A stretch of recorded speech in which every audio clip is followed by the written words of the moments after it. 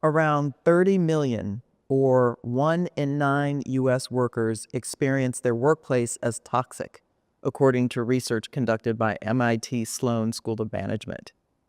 Most of us have experienced these environments where people behave badly across levels. This behavior goes without consequences, and it fosters a workplace or culture where you don't feel safe, seen, or valued. Your, and likely everyone else's, work product reflects this and isn't optimal. Trust, respect, and transparency are non-existent, and it feels like everyone is on their own. People are disengaged, they're stressed, and there are several reasons for this. But in my rather extensive experience with senior leaders, they are the problem. Whether through acts of omission, as in being passive, doing nothing, or commission, consciously pitting people against one another, or driving their egotistical agenda forward at the expense of the team or the organization. Hi, I'm Jenny Clark, a conscious leadership expert who spent 2 decades in executive recruiting and talent management, having worked with giants like Google and Spencer Stuart. I discovered that the secret to transformative leadership lies in the 5 dimensions of conscious leadership, and I'm here to help you unlock your full potential. Join me on this channel as we embark on an honest and vulnerable journey together to become the kind of leader that genuinely inspires transformation in your organization. I've got a little career-boosting secret for you. Do you want the inside scoop on leadership plus some juicy tips and hot takes you won't hear anywhere else? I've got a newsletter that's basically your personal career coach in your inbox. Just click the link in the description to join in. Oh, and if you're loving this content, I know you are, click the subscribe button. It's like giving me a virtual fist bump, ensuring you won't miss out on any future career-changing videos.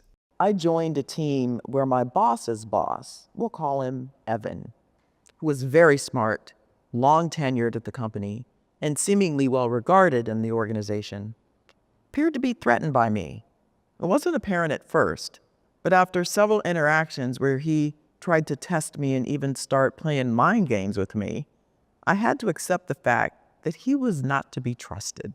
Nevertheless, I had to navigate around him to get my job done. My boss was fairly passive and frankly not a strong leader, which I think was by design so that Evan could be in the spotlight with his superiors. He was unaware of this dynamic and in a couple of instances took my side when my performance or integrity was being questioned by his boss. Over the next couple of years, we had our run-ins, and it was clear from my performance ratings and pay raises that he inserted himself in the process to make a statement. My boss was helpless, but I wasn't. I had a decision to make. Would I leave or stay and wait it out? I stayed, mostly because I was having impact.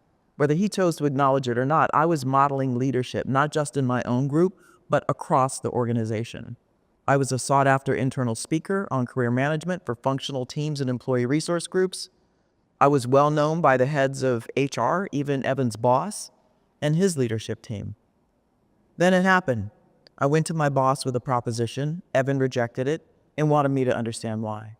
He made time to hear me out, but the conversation went sideways, and he said some things that I found so objectionable that I went to his boss, the head of HR. She looked into it, and let's just say within a few months, he was gone and I remained. It became apparent that his behavior was not limited to me.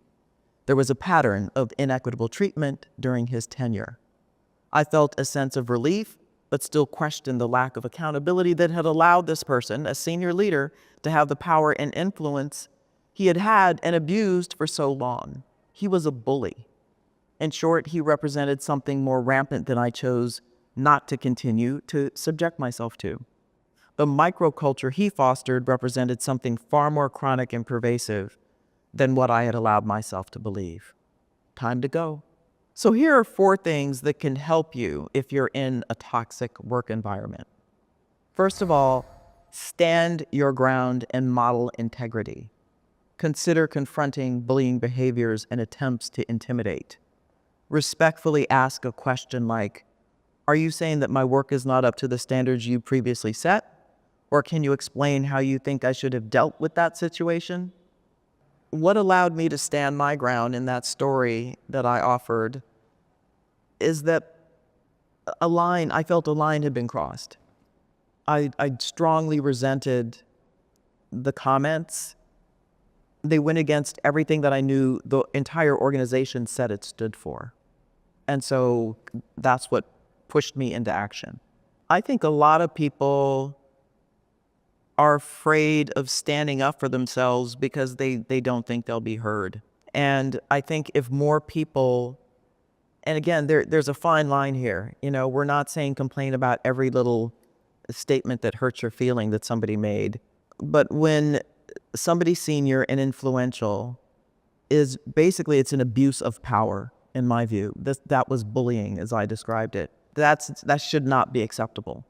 And so people need to really stand up for themselves, or at least have someone that they can rely upon to advise them and stand by them in getting the organization to look at some of this stuff. Because too long have I heard about these are our values, and this is our ethos, and this is what we stand for, and it's breached every day. Come on, at some point that's going to turn back to bite you. There are legal implications. So are others being treated as you are? Quietly observe and inquire if other people seem to have experienced or witnessed similar behaviors from the individual or group of individuals.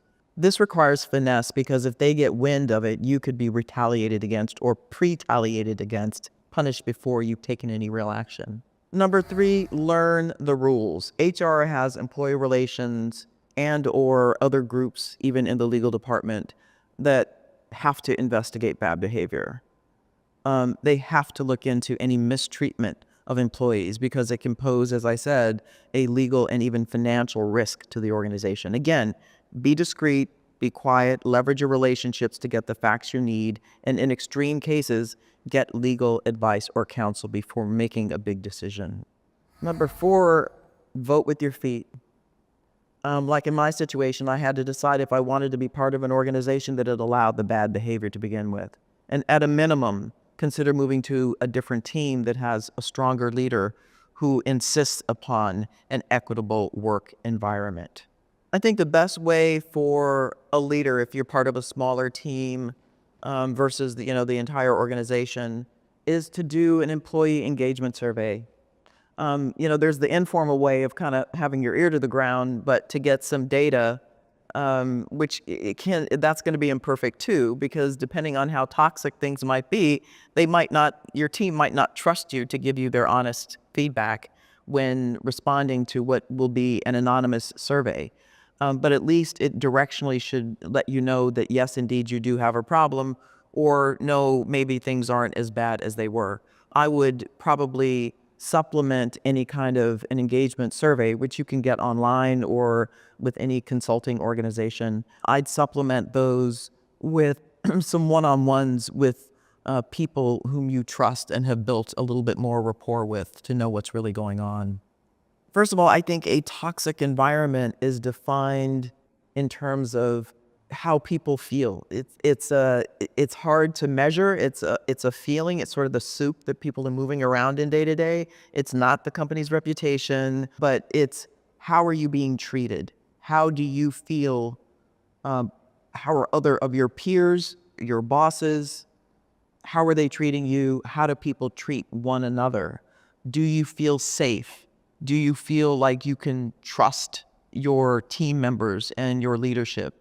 And I keep going back to leadership because, as I might have said before, leaders are modeling this behavior. If there are bad behaviors going unchecked regularly, you almost absolutely have a toxic environment because there are no consequences to bad behavior, and it's essentially a free-for-all.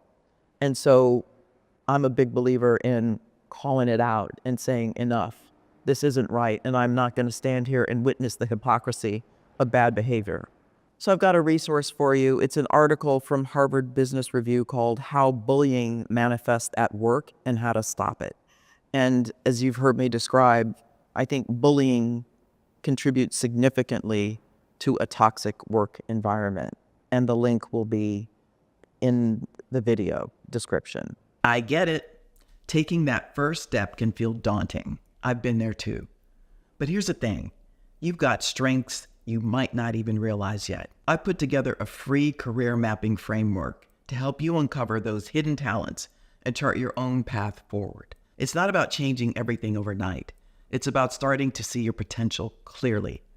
Ready to explore? The framework's waiting for you. Just click the link in the description. Your future self will thank you for taking this small but powerful step today.